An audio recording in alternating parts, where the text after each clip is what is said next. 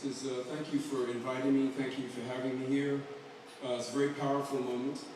I want to thank everybody that Sifu thanks because I won't remember everybody. So I'm a little older than he is. So I'm a law professor at Howard University now. Nat was a Nieman Fellow in journalism at Harvard when I was a sophomore at Harvard College. He was the only black Nieman Fellow out of 14. I was one of 12 black sophomores out of 1,200. We were both residents in Adams House where we met in the fall of 1964. I knew him for only a year. That was 50 years ago. I heard you say about the many things that Nat accomplished in his short time, and it's tremendous. And I also heard the facilitators say that we are made by others. Well, while Nat was accomplishing all of these things, writing these great things, he still had time to teach a young boy.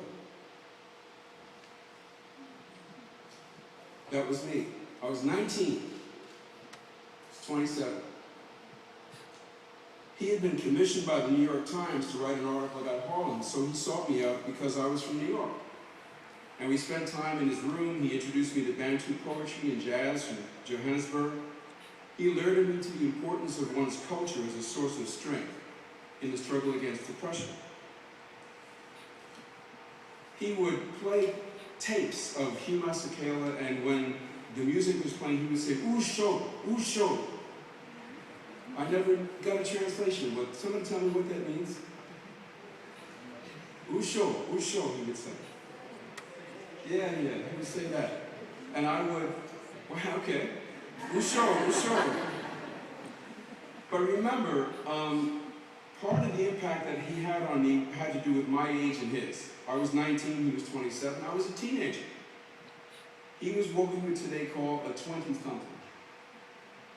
He was just far enough ahead of me to be a role model, but just close enough to my age so that I felt comfortable around him. As I said, he would play tapes and we'd say Usho together. As you can imagine, sharing these kinds of experiences with him made me want to be like him even more. I've been a journalist at heart ever since, writing for the Harvard Crimson College newspaper. Not long after that, now I blog for the Huffington Post. Even the professional articles I write about law are journalistic. They always have a story in them. That may be what attracted me to law in the first place, the stories. Since the days when Nat was still with us, a whole theory of education has emerged that focuses on the kind of mentoring that I received from him. It's called Proximal Learning. That is, there are some things you learn best from someone who has just finished a task that you're about to begin. Inspired by him and the other people who guided me during that time, I founded a mentoring program at Harvard College, or at Howard University, about 10 years ago, called the Invisible College. Through the program, my students, young men and women at Howard University Law School, mentor teenagers in middle schools and high schools in nearby inner city communities. I call it the Invisible College because when I was a student, Harvard was only my visible college, my formal classes. But I was also a student in an invisible college, an informal network of people, a few years my senior, like Nat, who were both committed to social justice and also eager to enable, empower, and to develop young people. Nat, at 27, was one of the most diligent of my teachers in this invisible college, encouraging me to think outside the box, to think beyond academics when approaching questions of social change.